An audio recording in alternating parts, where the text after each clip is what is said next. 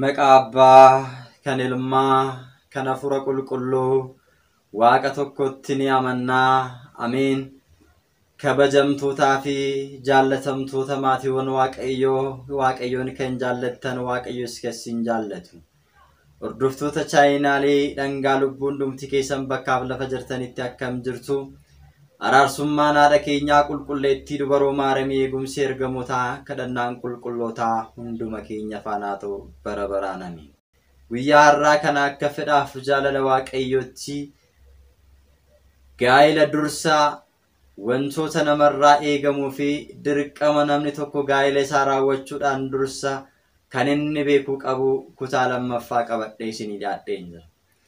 Hanga xumura qophii keenyaatti akka hordoftan subscribe share gochuudhaan saba badaa jiranii gara mooraatti gara mana waaqayyootti akka deebistan isiniin jechaa kallattiidhumaan gara qophii keenyaatti darbinaa jechuudha. Egaati kutaa tokkoffaa darbe keessatti gaa'ela dursaa namni tokko gaa'ela isaa osoo hin gaggeeffatin, namni tokko osoo gara gaa'ela isaatti hin seenin, gaa'elatti seenuudhaan dursa waa'ee gaa'elaa yoo beeke ta'e, maalummaa gaa'elaa hubateera yoo ta'e, wantoota isarraa eegamu yoo sirriitti beeke ta'e gaa'elli isaa sun gaa'ela eebbifamaa ta'a jechuudha. Osoo maalummaa gaa'elaa hin beekin, barnoota gaa'elaa osoo hin qabaatin callisuudhaan namoonni baay'een gaa'ela isaanitti seenanii yeroo ammaa kana baay'een isaanii kan danqamaa jiran, baay'een isaanii kan gaa'ela isaanitti dhiphachaa jiran lakkoofsaan lakkaawamanii kan dhumanii miti. Kanaaf ijoollee waaqayyoo dursinee waa'ee gaa'ela keenyaa beekuun barbaachisaa waan ta'eef kutaa lammaffaa qophii keenyaa har'aa kana keessatti waa hedduu barachuu dandeessu waan ta'eef hanga xumura qophii keenyaatti akka hordoftan gamanumaatiin isin affeerra jechuudha. Egaati namni tokko gaa'ela dursa gara gaa'elaatti osoo hin seeniin dursa wantoonni inni beekuu qabu isa kutaa tokkoffaa keessatti dhiyeessineen alatti immoo kutaa lammaffaa keessatti guyyaa irraa kan laallu yeroo hedduudhaaf irra deddeebiidhaan kan hin dhiyeessaa ture waa'ee firummaa irraa jalqabnaa jechuudha. Waa'ee firummaa irratti macaafni qulqulluun maal jedha? Namni tokko gaa'ela gaggeeffachuudhaaf eenyu wajjin gaggeeffachuu qaba? Fira isaarraa immoo ammam fagaatee gaa'ela isaa gaggeeffachuu qaba kan jedhu sirriitti beekuun barbaachisaa waan ta'eef gaafii yeroo dheeraa fi gaafiilee keessan waan ta'eef deebisuun itti xiyyeeffachuun dirqama waan ta'eef har'as irra deebi'een kaasaa jechuudha. Kanaaf macaafni qulqulluun waa'ee firootaa maal jedha? Firri firarraa ammam fagaatee fuudhuu qaba, heerumuu qaba kan jedhu kutaadhuma macaafa qulqulluu keessaa laallaa jechuudha. Akka manni amantaa keenya ortodoksii tawaahidoo barsiistutti macaafni qulqulluunis akka jedhutti kiristaanni tokko hanga abbaa torbaatti fira isaarraatii fagaatee gaa'ela isaa gaggeeffachuu fuudhuus heerumuus irra jiraata malee isaasitti as siqee namni gaa'ela isaa gaggeeffatu ciigga'amaadha, abaarramaadha jedhee kaayetu jira macaafni qulqulluun. Jarreen kanaan araamudha jedheetu kaa'aa jechuudha. Mee jecha kana kutaa macaafa qulqulluu keessaatii waliitiin haa ilaallu jechuudha. Isa jalqabaa seera lootaa boqonnaa 18 lakkoofsa 10 irraa kaasnee sagaleen waaqayyoo maal akka jedhu walumaatiin haa dubbisnu. Ani waaqayyoodha, isin keessaas namni tokko illee fira dhiigaa isaa bira gahuudhaaf ittiin dhiyaatin. Ati haadha kee bira gahuudhaan abbaa kee hin salphisin, isheen haadha keeti, kanaaf ishee bira hin gahin. Haadha manaa abbaa keetii bira gahuudhaan abbaa kee hin salphisin. Obboleettii kee bira hin gahin, intala abbaa keetiis yookiis immoo kan haadha keetii si biratti kan dhalattees yookiin immoo alatti dhalattee kan dhufte biras hin gahin. Intala ilma keetii yookiis immoo intala keetii bira gahuun siif salphina waan ta'eef ishee bira hin gahin. Intalli haadha manaa abbaa keetii isheen abbaa kee dhalche siif obboleettii waan taateef ishee bira hin gahin. Obboleettii abbaa keetii siif fira dhiigaa waan taateef ishee bira hin gahin. Obboleettiin haadha keetii isheedhaa fi fira dhiigaa waan taateef ishee bira hin gahin jechuun jeeqama. Saala obboleessa abbaa keetii hin mul'isin. Haadha manaa obboleessa kee biratti bira gahuudhaanis isa hin salphisin. Isheen haadha manaa obboleessa keetiiti. Haadha manaa ilma keetii bira hin gahin. Isheen haadha manaa ilma keetii waan taateef ati ishee bira hin gahin. Haadha manaa obboleessa keetii bira gahuun obboleessa kee salphisu waan ta'eef ishee bira hin gahin. ati dubartii tokko bira yoo geesse intala ishee bira immoo hin gahin akkasuma immoo intala ilma keetii yookiis immoo intala isheetii bira hin gahin isheen firoota dhiigaa keetii waan taateef inni kun jallinadha. Haati manaa kee otoo jirtu ishee hinaafsisuudhaaf obboleettii ishee fuutee wajjin hin jiraatin. Xuraawummaadhaan garaa dhukkubbiin otoo jiru yookiin immoo marsaan laguu dubartii tokkorra osoo jiru bira ga'uudhaan dubartii kanatti hin dhiyaatin.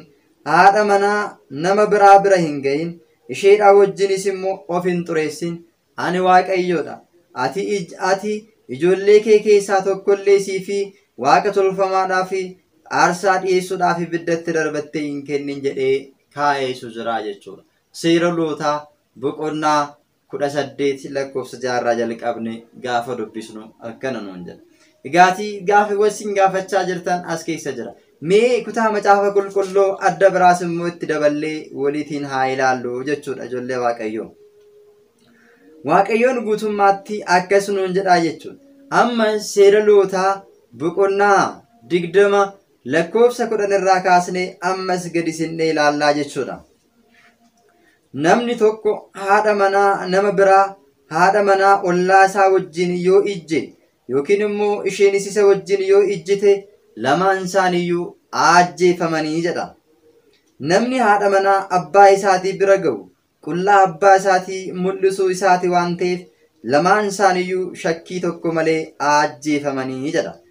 Dhiigni isaanis mataa isaanirraatii haa barbaadamu. Namni haadha manaa ilma isaatii bira gahuun haraamuu waan ta'eef lamaan isaaniiyyuu ajjeefamanii. Dhiigni isaanii immoo isaanumarraa haa barbaadamu jedha.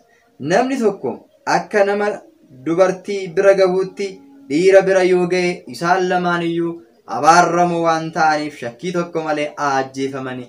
Dhiigni isaanis immoo mataadhuma isaanirraatii haa barbaadamu.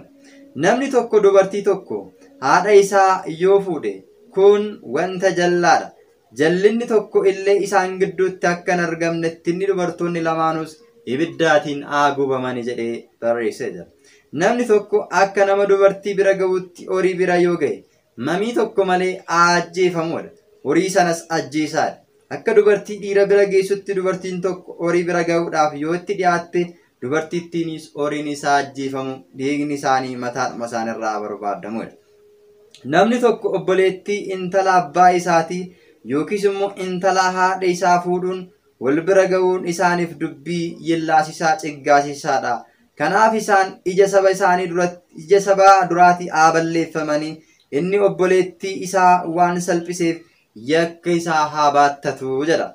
Namni tokko dubartii garaa dhukkubbiin irra jiru yookiin marsaa dhukkubbii warababaan irra jiru bira yoo ga'e burqituu dhiiga ishee qullaatti waan baaseef isheenis burqituu dhiiga ishee waan mul'isteef lamaan isaaniiyyuu saba sana keessa haa balleeffamaniidha.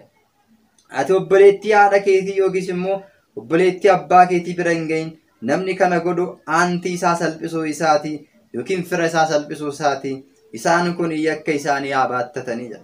Namni adaadaa isaa wajjin ciisu saala eessuma isaa mul'isuu isaati. Kanaaf isaan lamaanuu cubbuu isaaniitiif haa baattatanii dhalaa utuu hin godhatinis haa du'anii jedha. Namni haadha manaa obboleessa isaa yoo fuudhe kun wanta xuraadha. Inni saala obboleessa isaa waan mul'iseef isaan lamaanuu utuu dhala hin godhatin haa hafanii jedhee macaafni qulqulluun isaan abaara. Isin seera koo wanta na duratti qajeelaa ta'e hunduma eegaas godhaas. Biyyi isin akka keessa jiraattaniif ani isinitti geessu kunis akka isheen hin tuffatamne taasisaa jedhee macaafa qulqulluu kanarratti kaa'ee waan jiruuf egaa macaafa qulqulluu kanarraati waan baay'ee hubannaa. Isinis immoo macaafa qulqulluu kanarra deebiidhaan guutummaa isaa yoo dubbistan macaafa qulqulluu irratti firri fira fuudhuun aantii fuudhuun firri fira wajjin ciisuun inni kun ciggaasisaa abaarsa kan namatti fiduu fi yeroo darbe akkuma ilaaltan egaa hanga sadarkaa du'aatti kan geessu waan ta'eef waan akkanarraatii of eeggachuun barbaachisaa ta'a jechuudha ijoollee Waaqayyoo. Kanaaf firri fira fuudhu araamuudha. Saba sana keessaa balleeffamu, ajjeefamu. Osoo jiraachuun isaaf ta'uu baate, osoo jiraachuu baate wayya jedhee macaafni qulqulluun kaa'eetu jira jechuudha. Kanaaf seera Waaqayyoo cabsinee abaaramuudha mannaa akka seera macaafa qulqulluutti akka Waaqayyoon nu abboometti fuunee wajjin jiraachuun barbaachisaa waan ta'eef Egaatii of eeggannoo gochuun barbaachisaa ta'a jechuudha. Mee gama biraatiin immoo waa'ee firoota alaalaa kan jedhaman namoonni yeroo baay'ee miinziin firaay warri kiristinnaa walii kennan firaay maal rakkoo qaba jedhanii walitti erga dhufanii firummaadhaan erga walitti dhufaniin booddee deebi'anii kan wal fuudhaan walitti heerumsiisan soddaa yeroo fuusisu soddaan warra gamanaatti yeroo fuusisu warri miinjee yeroo warra miinjee walirraa fuudhaan walitti heerumsiisan ni argina jechuudha. Jechoota isaanii keessaa ani kanan taazzabe keessaa inni guddaan miinziin firaay jedhu. Kiristinnaa warri walii kennan firaay jedhu. Erga firan taane maaliif walitti dhufan? Maaliif firummaadhaan wal barbaadan gaafiin jedhu yeroo hundaa sammuu namaa keessatti uumamuu danda'u irra jiraata. Fira taanan wal barbaadanii walitti dhufan fira wal godhachuudhaaf. Kanaafuu jarreen kun sirriitti fira waan ta'eef iyyuu barbaachisaa miti jedha macaafni qulqulluun. Miinzee warri walii ta'an warri firummaadhaan walitti dhiyaatan karaa abbaa gaabbii karaa kiristinnaa karaa miinzeetiin walitti dhufan firadha waan ta'eef wal fuudhuun isaan irraa akka hin jiraanne macaafni qulqulluun nu dubbata. Macaafa abboota firdii boqonnaa 14 lakkoofsa 19 irraatii kaasnee yoo ilaalle battaluma sanitti afurri waaqayyoo Saamsooniif dhufnaan gara Ashuuqiyaa dhaqee namoota achi keessaa 30 ajjeesee uffata isaanii irraa fudhatee namoota hibboo isaan hiikan sanatti uffata booddee aarii guddaadhaan gara mana abbaa isaatittiin deebi'edha. Haadha manaa isaa garuu amaamota isaa keessaa isa inni miinzee godhatetti in heerumsiisanii jedhee dubbata laala. Saamsoon Israa'el keessaa bahee warra Filisxeem warra diinota isaa keessaa dhaqee waan fuudheef warri Filisxeem immoo sanyii warra Israa'elootaa waan hin jaallanneef jedha. Guutumaatti macaafa abboota firdii boqonnaa 14 yoo dubbissan jecha isaa gabaabsee gaafasanii qabu. Kanaaf gaafa isaa jibbanii Saamsoonii warra Filisxeem keessaa dhaqee dubartii tokko ni jaallatee jedha. Dubartii kana erga jaallateen booddee abbaa isaatti simee abbaa isaatiin micayyoo kana natti fuudhee wajjin jiraachuun barbaadaadhe. Akkamittiin gosa kee kan hin taane warra Filisxeem keessaa fuuta jedhee abbaan Saamsoon gaafa gaafatu ishee jaalladheera waan ta'eef ishee dhiisuu hin danda'u jedheen. Kanarraa kan ka'e abbaan isaasii egaa akka fuudhuuf gaafa eeyyamuu fi innis immoo amaamota kadhatee miinzolii kadhatee dhaqee maal godhe intala warra Filisxeem sananii fuudhee jechuudha. Sababii kanaaf warri Filisxeem immoo namticha intala isaa Saamsoonitti heerumsiise mana isaa dhaqanii sirratti gubnaa akkamitti warra Israa'el keessaa intala kee dhufee fuudhaa akkamitti itti heerumsiistaa nutii fi warri Israa'el diinota taanee osoo jirru ilaalaa diinota taanee waliin jedhan nama taanee osoo jedhan diina ta'anii jechuudha. Diinota taanee osoo jirru akkamitti itti heerumsiistaa yookiin namicha kana nurraa kuti yookiin intala keessin ajjeesina mana keessin gubna jedhanii gaafa itti dhaadatan intala sana jalaa fuudhee dhoksee namtichi abbaan intalaa miinzee Saamsoonitti heerumsiisedha. Sababii kanarraan akkamittiin waan akkanaa raawwatama jedhee Saamsoon inaare ilaala. Aarii guddaa keessa seene. Kan intala yookiin immoo haadha manaa isaa fuudhuudhaaf jedhee jalaa dhoksanirra firmaadhaaf kan wal barbaadan miinzee isaatti waan heerumsiisaniif dhaqee warra Filisxeem keessa seenee gaangotii hedduu walitti qabee eegee isaanii walitti hidhee eegee isaan irratti immoo ibidda qabsiisee mandarri Filisxeem hundumti sanyiin isaanii hundumti midhaan isaan qaban hundumti yeroo gaangonni sun fiiganii ibidda waan ta'eef iyyuu aduun ennaa bahetti tuullaa midhaanitti ibiddi sun qabate biyyi sun akka gubattu taasisee biyya sana gubeeraa jechuudha. Sababii kanaan ilaala. Kana keessattis waaqayyoon isa gargaareeraa jechuudha ilaala. Kanaaf iyyuu miinzeen fira dhaayii warra jettaniif miinzeen fira ta'uu isaa asirratti akka hubattan asumaatiin isin beeksisna. Firadha waan ta'eef firummaa foonirraati firummaa hafuurarraa fagaachuudhaan gaa'elli keessan akka eebbifamu yoo barbaadan waan akkanaa keessaa akka baatan ergaa koo isa dhumaa irra deebi'uudhaan asumaatiin isinii dabarsuun barbaada jechuudha.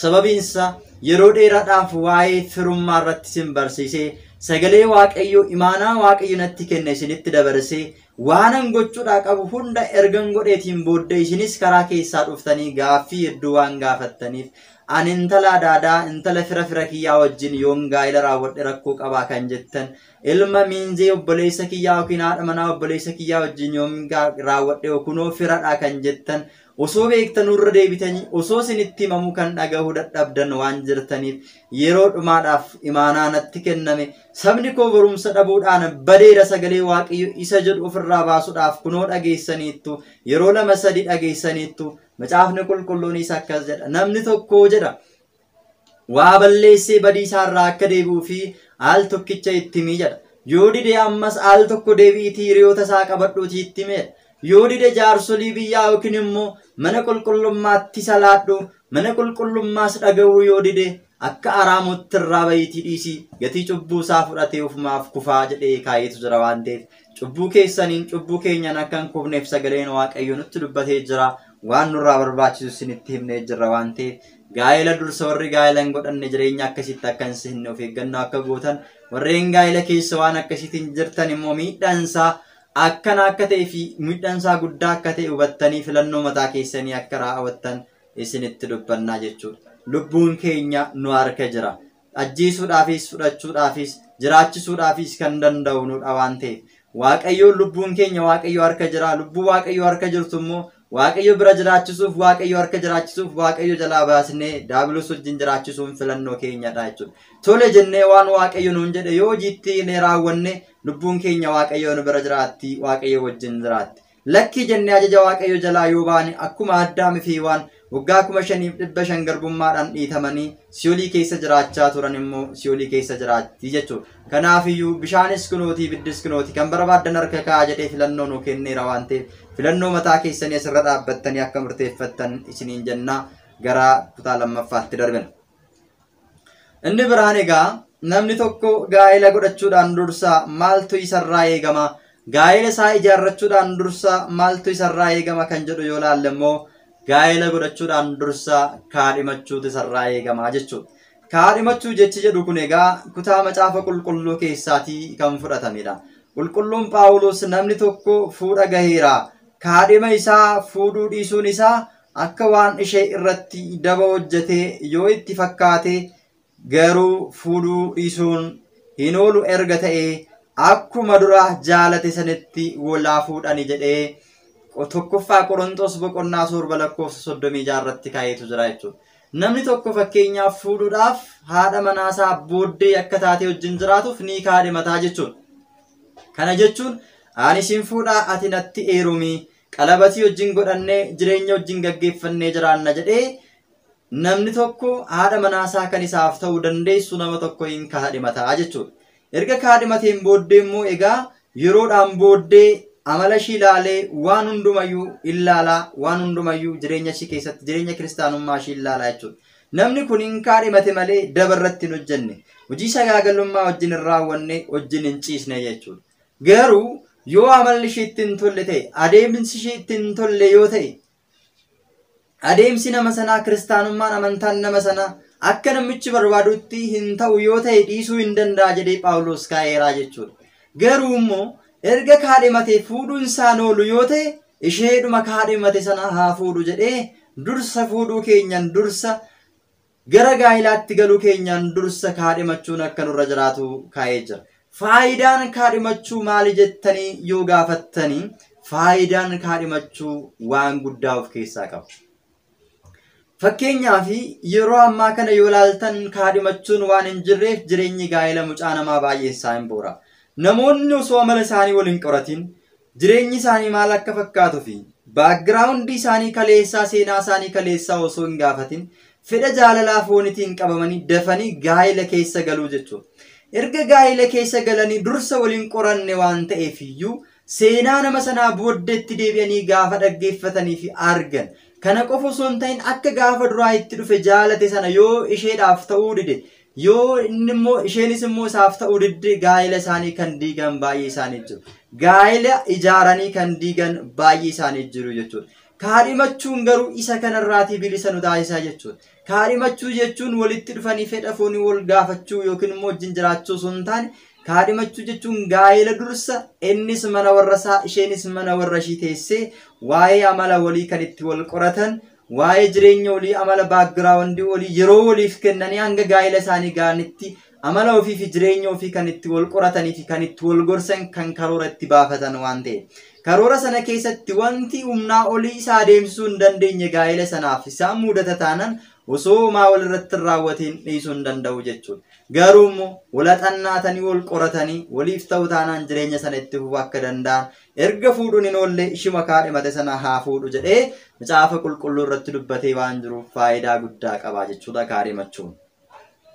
Kanaafi namni tokko gaa'ela isaa dursa kan inni beekuu qabu gara gaa'elaatti osoo hin seeniin dursa namni tokko gaa'ela isaa dursa isa kana beekuu danda'u irra jiraata jechuudha. Inni lammaffaan immoo erga kaadhimateen booddee immoo gaa'ela ijaaruudha jechuudha. Gaa'ela gaafa jennu egaa macaafa qulqulluu irratti akkas jedhamee barreeffame. Dhiirri abbaa fi haadha isaa inni isaa haadha manaa isaatti hin maxxanaa lamaan isaaniiyyuu immoo foon tokko ni ta'u jedhee seera uumamaa boqonnaa 2 lakkoofsa 24 irratti kaa'e. Namoonni dursa wal qoratan sun wal jaalatan sun har'a yemmuun itti tokko ta'an yemmuun itti jireenya isaanii gaggeeffachuudhaaf yaada isaaniitiin gargar yaadaa turan tokko ta'an ni gahaa jechuudha. Kanaaf tokkommoo akkamitti ta'uu danda'u jennee yoo ilaalle karaa mana qulqullummaatiin dhufanii kadhannaa mana qulqullummaatiin kadhannaa abbootitiin fooniif dhiiga kiristoositiin kabajamanii misirroo Kiristoos ta'anii waliifis misirroo ta'anii gammadanii jireenya gaarii jiraachuudhaaf oranii akka Abrahaamiif Saaraatti eebbifamuudhaaf gaa'ela isaanii ni gaggeeffatu jechuudha. Kana kan ga'an kabaja isaanii kanaaf kan ga'an warra gaa'ela isaanii dursa waan hundumaa itti yaadanii itti qophaa'anii dhufanidha jechuudha. Qabsoo hafuuraa jireenyaa hedduu keessa darbanii warra hasgaantu guyyaa gammachuu sana gahee itti gammada waan ta'eef kanaafiyyuu haala sanaan itti yaaduun barbaachisaadha. Macaafa qulqulluu irratti akkas nuun jedha. Waaqayyo isinii haadha manaa isin Waaqayyo isinii yaa warra haadha manaa qeerrummaadhaan fuutan gidduutti dhugaa baatuu ishee hidhata keessaniin haadha manaa kakuu keessanii taatee utuma jirtu isin isheedhaaf amanamuu dhiistanii ishee gowwomsitaniittu jedha. Waaqayyo foonii fi lubbuudhaan tokko isin hin gooneere maaliif tokko isin godhe sanyii keessan baay'isuuf tokko isin godhe mitiire isin immoo maaliif haadha manaa keessaniif amanamuu diddanii haati manaas immoo maaf abbaa manaa keessaniif amanamuu diddan jedhee warra amanamummaa dhabanii fi seera macaafa qulqulluu keessatti macaafa Milkiyaas boqonnaa 2:14 irratti dubbatee jira jechuudha. Kanaaf Kiristoos maal akka taanuu fi kan tokko nu godhe warri akka baay'annuu fi fooniif lubbuudhaan tokko isin godheera dhalaala. Kun iccitii guddaadha inni jedhame kanaadha jechuudha. Fooniif lubbuudhaan tokko isin taasiseera mitiire. Maaliif hojii akkasii dawaa akkasii hojjettu jedhee macaafa qulqulluu irratti kaa'ee jira waan ta'eef kanaafu warri daba hojjennu daba keessaa bahuun barbaachisaadha jechuudha. Jireenya gaa'ilaa keessatti wal goyyomsuun hin barbaachisu, wal dhoksuun hin barbaachisu. Ifaan ifatti wal qoratanii hundumayyuu itti deemuun gara gaa'ilaatti seenuudhaan dursa wantoonni kun qoratamuu danda'uun kan irra jiraatu kanaafidha jechuudha. Faayidaansaa isa kanadha jechuudha wal qorachuun. Wangeela Maatewos boqonnaa 19 lakkoofsa 5 irratti dhiirri abbaa fi haadha isaa dhiisee haadha manaa isaatti maxxanaa isaan lamaanuyyuu foon tokko hin ta'u egaa isaan tokko malee kanaan booddee lama miti. Waaqayyo immoo kan walitti qabsiise yookiin immoo kan Waaqayyo walitti hidhe namni gargar hin baasin jedhee kanaan booddee erga tokko taane akka gargar bahuu hin dandeenye yaanni nama oduun biyya lafaa adeemsi addunyaa jireenyi qormaanni biyya lafaa jireenya isaanii keessa seenee akka gargar baasuu hin dandeenye macaafni qulqulluun kaayeetu jira jechuudha ijoollee Waaqayyo. Kanaafiyyuu gaa'elli erga ijaarramee hin deegamu. Gaa'ela kan ijaare Waaqayyoodha. Kan Waaqayyo ijaare immoo namni addaan hin baasin namni gargar hin diigin jedhee waan dubbatuuf dhabni gaa'ela hin diigu argachuu dhiisuun gaa'ela hin diigu kaleessa kan bareedan bareedni isaanii yoo irra darbe gaa'ela diiguu hin danda'u argachuu fi dhabuun beekuu fi wallaaluun hundumtiyyuu jireenya gaa'elaa keessatti jechuudha taate warra hawwataman qormaanni addunyaa waan hundumtiyyuu dhala dhabuun gaa'ela diiguu akka hin dandeenye Abrahaam irraa barachuu danda'utu irra jiraata jechuudha. Abrahaam gaa'ela isaatiif amanamaa ta'e hanga dhumaatti jiraate dhala dhabummaadhaanis yommuu ta'a turetti Waaqayyoon garuu amantaa isaaf jabina isaa laalee waggaa 100 isaarra waggaa 90tti akka dhala argatan godheetu jira jechuudha. Kanaafiyyuu kun fakkeenya guddaa nuuf ta'uu danda'utu irra jiraata. Zakkaariyaas fi Elsaabeetis fudhachuu dandeenya. Ani bara dulluma kiyyaatti akkamittiin ilma argachuu danda'a? Kun akkamitti ta'uu danda'a jedhanii shakkuutti yoo ga'aniyyuu Waaqayyoon Waaqa hin shakkamne amanamaa waan ta'eef Zakkaariyaas fi Elsaabeetiifis mucaa Yohaannis jedhamu Yohaannis cuuphaa isaaf laatee Gooftaa keenya Yesuus Kiristoosiin kan cuube ifa addunyaa kan ta'e daandii Kiristoos kan sirreessaa ture waa'ee gaa'ela keessatti keessumattuu የወንድሜ ሚስት ልታገባ አይገባም እያለ እየገሰጸ የነበረ ነው ማለት ነው። ኔቲ ኦቦሌሰ ኬቲ ፉሩን ሲፊንታው ጀዴ ከንገጸሳ ቱሬ ከሎላ ቱሬ አንገ ወሬ ገሙማ ድረስ ይትከንፍለተሜ ዱበርቶተራ ከነለተን ኬሳ ከነከ ከይንዱሩ ጀዴ ዋቀዮን አንገ ዱጋ ይሳበውት ከንገሄ ዮሐንስን ከንዳኔ ዘካርያስ ፊ ኤልሳቤቲን ፈኬኛ ፍረቹን በርባችሳ ወንጌለ ሉቃስ በቁና ተቆቁረ ተቆራ ካስኔ ጋፈ ዱብሽ ከናፊ ጆሌ ዋቀዮቱ ኢሳን ፍለ ጋይለ ጀቹን እጭቲ ጉዳይ ከናፊ ቁልቁሉም ጳውሎስ ማል ጀዴ ኤርገ ጅሬኛ ከነ ኬስ ተከነ ጀዴን ቦዴ ሙጫን አባ ፊያደሳን ኢሳደ መናሳት ሲመጠና ለማንሳን ይፉን ተኮንተው ኤርገ ጀዴ ኩንሞ እጭቲ ጉዳይ ጀዴቱ ካይቱ ዝራ ጀቹ አረ መናይሳ ኤጋ ቦዴሙ አባ መና ሃደ መናይሳ ሃጃለቱ አቲ መናሲሙ አባ መናሼዳ ፉልፍነ ሃከንቱ ነንጀደ ጀዴ Ifisoni boqonnaa shallakoof 31 irratti kaayetu jira jechuudha. Kanaaf gaa'ela keessatti ulfina walii kennuudhaaf kabaja walii kennuudhaaf dursa wal qorachuu fi wal jaallachuun adeemsa walii qorachuun fedha fooniidhaaf muddamuu qofa osoo hin ta'in fedha hafuuraadhaaf muddamuun barbaachisaadha jechuudha. Sababii isaas maaliif yoo jettan wangeela Maatewos boqonnaa 6 lakkoofsa 33 irratti dursaatii yaada keessan mootummaa Waaqayyoo irra kaawwadhaa inni kaan isiniif dabalama jedhee erga dubbateetiin booddee isini warri nyaata biyya lafaatiif dhiphattan meesin birroota ilaalaa hin facaafatanii gootaraa hin qabani garuu Waaqayyoon abbaan isaanii akkasumatti isaan soora mee ababaa biyya lafaa keessa jiru ilaalaa hin daraaru garuu bishaan namni obaasee hin jiru akkaataa kanaan Waaqayyo isaan bareecheera kanaafiyyuu ati umurii kee irratti waggaa tokko guyyaa lama dabalachuu kan hin dandeenye rifeensa mataa keetii gurraacha ture immoo addeessuu yookiin gurraachessuu kan hin dandeenye umurii kee irratti waggaa takka kan dabaluu hin dandeenye fi qomatii kee kun dheerina kee irratti ciqilee tokko dabalachuu kan hin dandeenye maaf waa'ee jireenya kee biyya lafaadhaaf dhiphatta jedhee kaayitu jira jechuudha. Dhiphachuuf hin kan qabnu yaaduu kan qabnu isa biyya lafaa qofa osoo hin taane isa samii yoo ta'e Waaqayyoon immoo waan nuti barbaannu hundumaa akka nu guutuu danda'u dursee waadaa waan nu galeef inni waadaa nu gale immoo amanamaadha waan ta'eef karaa sirriidhaan deemuun jireenya qajeelummaa akka jiraannu nu gargaara waan ta'eef egaa hundumti keenya iyyuu kana beeknee karaa sirriif dhugaadhaan gaa'ela keenya keessatti akka jiraannu Waaqayyoon nu gargaara. Gara kutaa itti gaafa darbinu waliikuu haadha manaa fi abbaa manaa gaafa jecha jedhu laallaa jechuudha. Namoonni baay'een jireenya isaanii keessatti wal fuudhuudhaafis in ariifatu waliikuudhaafis in ariifatu jechuudha. Amanuudhaafis in ariifatu ganuudhaafis in ariifatu jechuudha. Jireenya ibiddummaa ta'e jireenya hafuuraa keessatti egaa waan akkanaan barbaachisu akka qilleensaa walii gadi dhaamuun akka bishaanii walii gadi jallachuun hin barbaachisu jechuudha.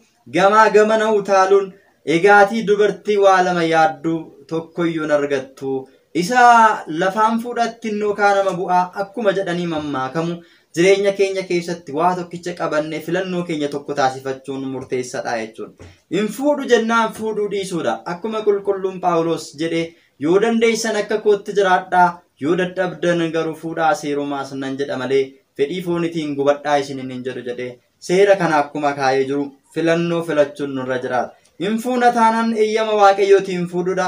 Hin fuunu taanaan eeyyama Waaqayyootiin of murteessinee jiraachuudha malee gamaa gamana rukunnaa adda addatti karaa adda addaatiin deemuun jireenya keenya irratti miidhaa guddaa akka qabu nutti himaa jechuudha. Macaafa qulqulluu keessatti namni tokko erga niitii fuudhee booda immoo waan namatti hin tolle yoo irratti arge yoo itti gammadu dhabe inni caaffata ittiin ishee gadhiisu harkatti kenneefi haa baasu nan jedha jedhee seera kakuu moofaa keessatti kaayetu jira. Akka seera kakuu moofaatti jechuudha. Isheen mana isaatti erga baatee nama biraatti yoo heerumte abbaan manaa ishee inni boodas immoo yoo ishii jibbee innis immoo caaffata ittiin ishee baasu yoo kennuuf immoo yoo kennuufii dide akkasumatti yoo gadi dhiise isheen jireenya ishiitiin kan xuroofte haa taatu jedheetu kaayetu jira jechuudha. Kanaaf jireenya keenyaan xuraa'urra eebbifamutu nurra jira jechuudha. Ilaala. Erga fuudheen booddee gadhiisa taanaan gadhiisee kan biraa fuudha taanaan xuraa'aa ta'a jechuudha. Isheenis heerumtee gadhiistee lammaffaa deebistee heerumte taanaan xurooftu taatetti jechuudha. Ilaala. Seera keessa deebii boqonnaa 24 lakkoofsa 1 hanga 4tti dubbisa. Dabalatas seera keessa deebii boqonnaa 22 lakkoofsa 22 irratti namni tokko dubartii dhirsa qabdu wajjin ciisee yoo argame lamaan isaanii yoo ajjeefaman jedhee kaa'a. Kanaaf dubartiin kun isa biraa baateetti dhirsa qabdii dhirsa ishii malee nama biraa faana ciistee ajjeefamuutu irra jiraata. Innis akkasuma dubartii biraa wajjin ciisa taanaan ajjeefamuutu irra jiraata. Kanaafidha gaa'elli kan barbaachise waan ta'eef gaa'ela keessa erga seenneen booddee walii kun akka hin barbaachisne kaa'ee jira. Wangeela Maatiyos boqonnaa 5:31 irratti namni haadha manaa isaa baasu caaffata ittiin ishee baasu harkatti haa kennuu fi namni tokko haadha manaa isaa hiikuu hin danda'u jedhee kaa'eetu jira jechuudha. Calliseema haadha manaa isaa hiikuun hin danda'u jechuudha. Hin baasayyuu yoo ta'e haadha manaa isaa hin hiikayyuu hin baasa yoo ta'e seerota sadiin qofa akka inni hiikuu qabu kaa'ee jira. Seeronni kunis inni jalqabaa akkas jedha.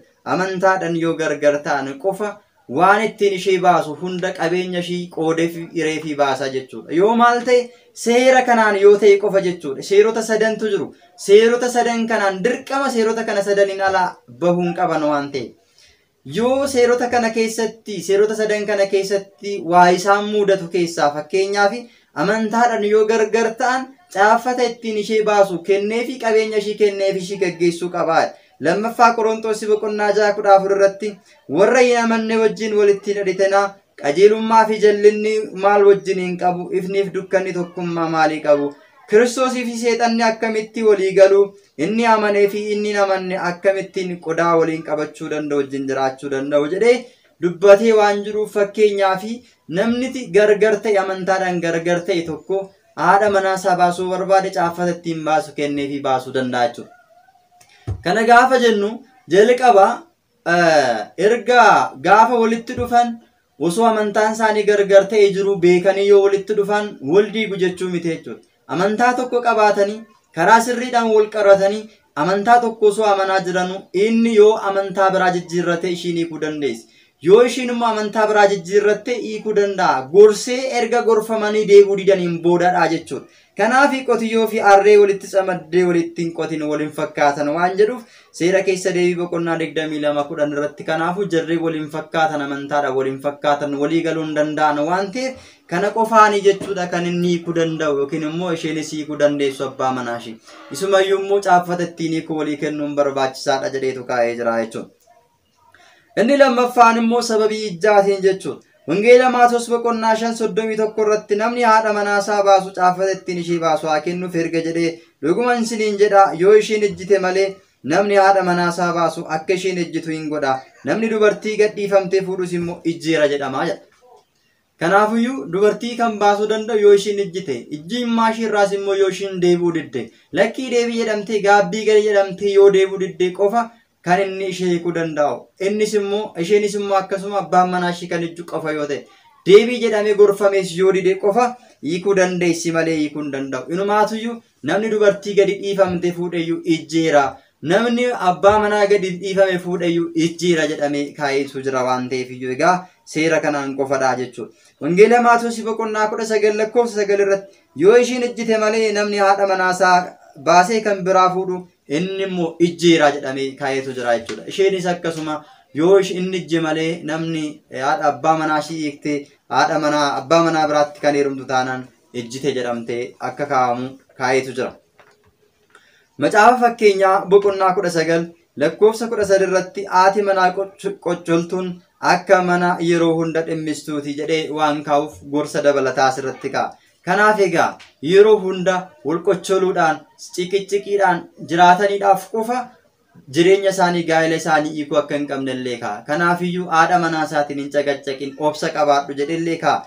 Dubartii qocholtuu fi aartii wajjin jiraachuu caala lafa onaa keessa jiraachuu jedhee ammas macaafa fakkeenyaa boqonnaa 21:19 irratti kaa'a waan ta'eef dubartoonnis amala keessan sirreeffachuun amala keessan gaarii godhachuun abbaa manaa keessaniif amanamuun abbaa manaa keessaniif ajajamuun barbaachisaadha.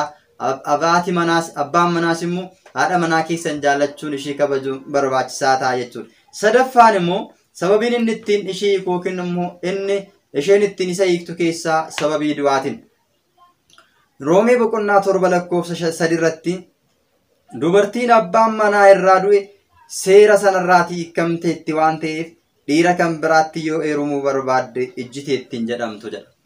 Abbaan manaa ishee irraa du'eera taanaan qaal kidaan yookiin waadaa wajjin qaban sun irraa hiikameera. Kanaafiyyuu abbaa barbaaddetti heerumuu barbaannan yoo heerumte maaliin taatu ijjiteettiin jedhamtu jedhee kaayetu jira jechuudha Phaawulos. Kanaafiyyuu abbaan manaa irraa du'eera taanaan kan biraatti heerumuu dandeessi. Haati manaa irraa jalaa duute taanaan haadha manaa biraa fuudhuu hin danda'a jechuudha. Kanaan qofadha jechuudha jireenyi kan hiikamu. Tokkoffaa Qorontos boqonnaa 7 lakkoofsa 39 irratti haati manaa amma abbaan manaa ishee irra jirutti seera gaa'elaatiin isheetti heerumtee jirti yookiin immoo hidhamtee jirti. Egaa abbaan manaa ishee du'e garuu sababa abbaa feetitti heerumuu ni dandeessi. Amma abbaan manaa ishee irra jirutti karaa gaa'elaa abbaa manaa isheetti hidhamtee jirti. Erga abbaan manaa ishee irraa du'e garuu abbaa barbaaddetti heerumuu dandeessi. Garuu kan amane ta'uu qaba jedhee kaayeera jechuudha. Kan maal ta'e ta'uu qaba? Kan amane ta'uu qaba. Kan namanne taanan ammas rakkoo qaba waan ta'eef jechuudha. Dhiirris akkasuma. Tokkoffaa Qorontosii boqonnaa 7 lakkoofsa 8 hanga 10 warri waliin fuudhinii fi warri abbaa manaa isaanii irraa du'e akka koo fuudhaa fi heeruma malee osoo hafanii isaaniif bayeessanan jedhaa jedha Phaawulos. Of qabuu hin danda'an yoo ta'e garuu haa fuudhan haa heerumanis qajeellaa foonitiin gubachuu caala jedhee nan abbooma jedhee kaa'ee jira waan ta'eef egaa seera gaa'elaa keessatti isaan kana beekuun barbaachisaadha. Gaa'ela dursa isaan kana beekuun barbaachisaadha jechuudha. Iccitiin gaa'ela duraa wantoonni nuti beekuu qabnu muraasni isa kana fakkaata. Kutaa sadaffaa qophii keenyatiin hanga walitti deebinutti nagaan turaa sheer sabiskiraayib gochuudhaan nu hordofaa. Waaqayyoon sin faana haa ta'u araarsummaan haadha keenya qulqulleettii dubaroo Maariyaam eegumsi ergamootaa kadhannaan qulqullootaa sin faana haa ta'u fayyaa ta'a. Wasbaatil Egzaabeer.